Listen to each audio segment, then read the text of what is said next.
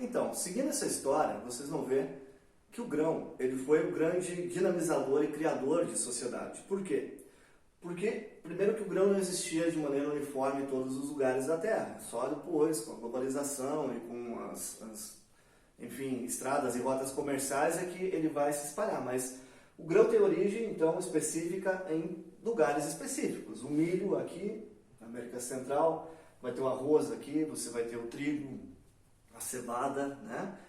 E esses grãos, então, foram os responsáveis por criar estados, por causa da possibilidade de se cobrar impostos, em primeiro lugar, e em segundo, pela possibilidade ou pela necessidade que a produção de grãos demanda de antecipação de clima, de estocagem e de uma série de outros elementos que levou ao desenvolvimento de novas tecnologias que acabaram por mudar não só a produção de grãos, mas o próprio ideário, a mentalidade das pessoas, porque é isso que vem com todo o pacote, né, dessa nova criação. Nesse livro ainda do professor Diamond, o Armas, Germes e Aço, você vai encontrar onde cada grão foi domesticado e quando, né?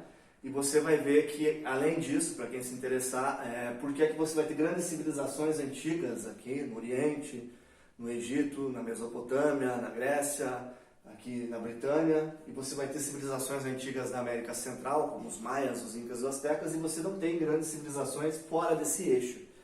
Uma das explicações é essa relação longitudinal-latitudinal, onde algo que se planta aqui na Coreia, na China, vai poder se plantar em Portugal, na Espanha. Então você vai poder ter uma rota, como a rota da seda, que é antiga, né?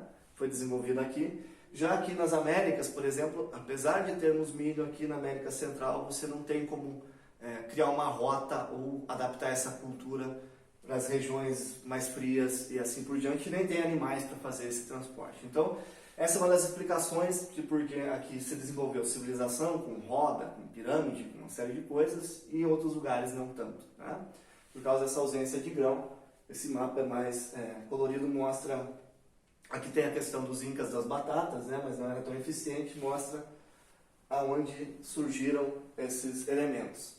Mas enfim, agora vamos falar de como essa necessidade de produzir, essa necessidade econômica e nutricional gerou uma necessidade de controle, uma necessidade de controle do clima, controle da produção e controle das pessoas. Lembrando que nessa época aqui nós falamos de uma sociedade com base escravocrata, né? Pega o Egito aqui, por exemplo, que é a sociedade mais antiga, do ponto de vista mais estudada, a mais longínqua, né?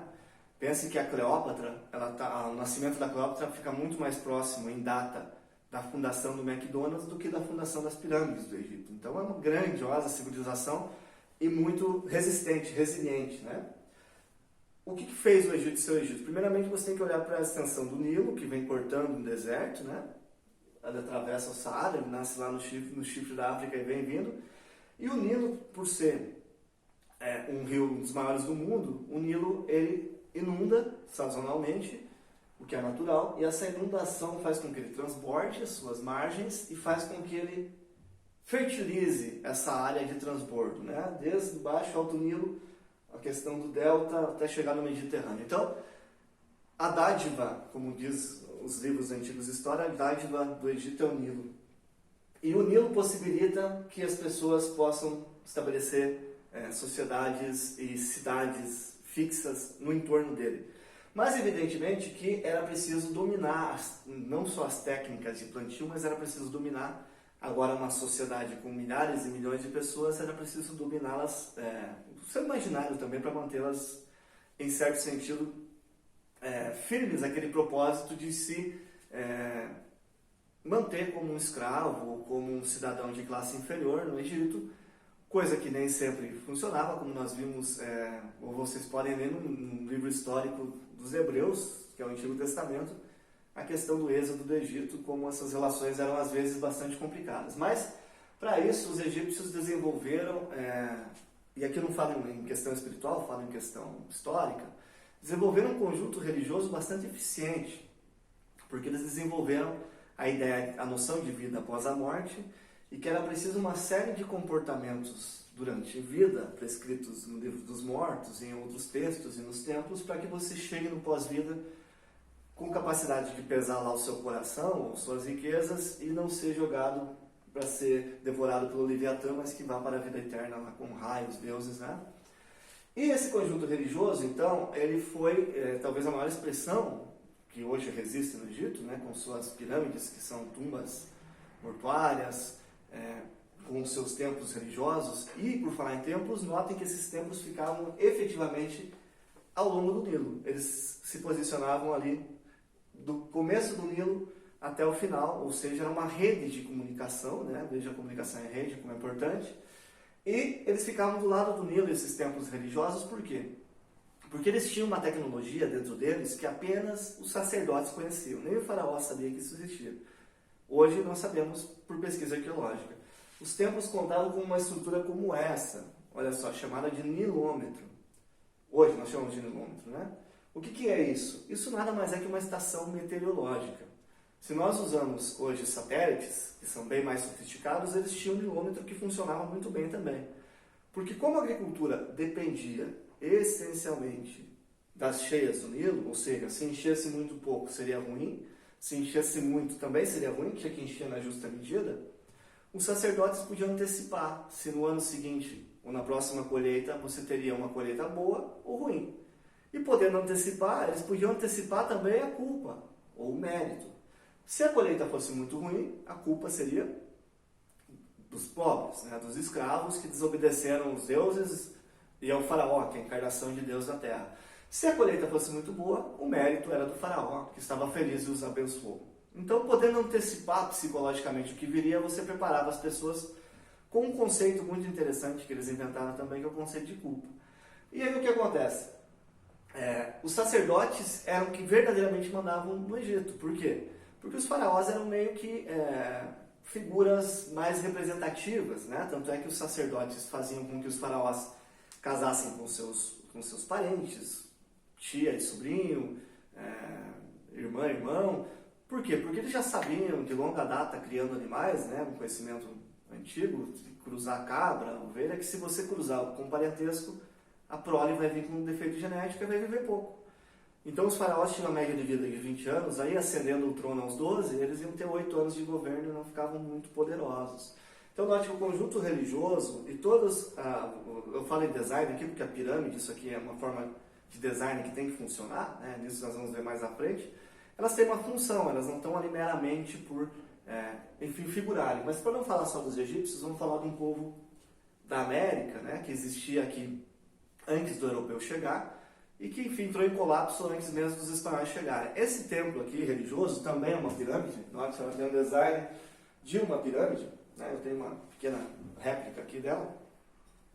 Ele se chama El Castillo. Foi dado esse nome pelos espanhóis porque os espanhóis chegaram ali e encontraram isso abandonado, mas ele se encontra num sítio arqueológico chamado Chichén Itzá, que fica no México, na península do Yucatán, perto de Cancún ali, perto de onde um asteroide extinguiu os dinossauros também, e ele tem a função social de ser um calendário e tem a função de também manter a sociedade, por assim dizer, organizada. Olha só como funciona a estrutura dessa pirâmide. O design dela ela é um pouco diferente das pirâmides do Egito, porque lá em cima funcionava um templo de sacrifícios, um templo de culto religioso. Então cada lado dessa pirâmide possui necessariamente 91 degraus, né? Cada lado representa, portanto, uma estação do ano, 91 dias, né? 91 vezes 4 vai dar 364, mas esse último aqui fecha o ano, né? Então cada degrau simbolizava um dia no calendário. E o mais importante, essa pirâmide, ela era dedicada a um deus, Kukulkan. O que é esse deus? Esse deus é uma cobra com asas, com um homem saindo de dentro da boca dele, né? E esse Deus está representado aqui no final da pirâmide. Vocês verem aqui essa parte que desce, que cada um desses degraus aqui tem o Kukulkan. E o que acontecia? Na península do Yucatán, que não era o único lugar onde estavam os maias, eles iam ali desde o Panamá até o sul do atual Estados Unidos, eles se reuniam uma vez por ano lá no solstício de inverno, para celebrar que os dias estão ficando mais longos, né? E que Kukulkan ia abençoá-los com a questão de fertilizar a terra. Então note o que é Kukulkan. Primeiro, ele é uma águia. Por quê? Porque eles plantavam milho. Notem as origens materiais dessa religião aqui. Então o milho, e apesar do Yucatán deserto, o milho começava a crescer e ele fazia sombra. Fazendo sombra, era possível plantar abóbora nessa sombra. E a abóbora começava a lastrear e as suas folhas faziam umidade. Quando o solo ficava úmido, eles plantavam feijão. E o feijão vinha e ficava no meio. Então a abóbora é a serpente, o milho é a águia e o homem no meio é o feijão. São as três coisas que eles plantavam sem as quais eles morreriam. Eles precisavam colher isso. Então o que acontecia? Nesse festival, cada um desses povoados ou tribos do reino maia iam até lá e selecionavam 13 guerreiros, certo? Que eram jogadores de uma espécie de futebol com uma bola mais pesada, a borracha foi descoberta ali, que era jogada com a cintura. E eles iam jogando esse torneio, era uma Copa do Mundo maia, e quando chegavam no dia do solstício, eles faziam a final com os 2 melhores times. Então, cada time tinha 13 jogadores, um deles era o capitão. A palavra maia é capitã, né? Como huracão, capitã. E eles jogavam e o time que ganhava, né, tinha a honra de que seu capitão subisse até lá em cima como sacerdote, e chegando lá em cima o capitão era decapitado. Né? A sua cabeça corria e era exatamente meio-dia ou o horário próximo do solstício. E o que acontecia para todo mundo que estava assistindo? Acontecia isso. Eu gostaria de levar vocês para ver diretamente, mas com essa coisa do corona a gente vai ter que fazer EAD também. Olha só, acontecia que a pirâmide, se você parasse desse lado como todos estão, você ia ver esse fenômeno. O Sol, depois no slide vocês podem ver isso melhor, o Sol ele iria